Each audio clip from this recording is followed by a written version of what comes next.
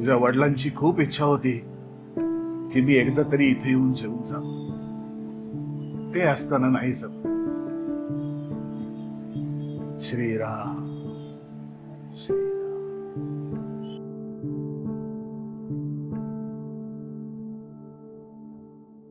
एक मिनिट, काय म्हणाल तुम्ही?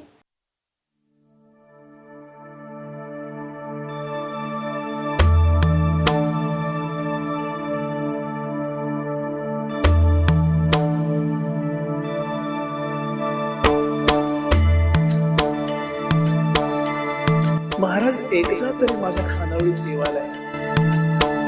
आज आलो होतो, पोटभर जेवलो, अन्न शिजलेलं होतं, पण तुझा मुलगा अजून कच्चा आहे.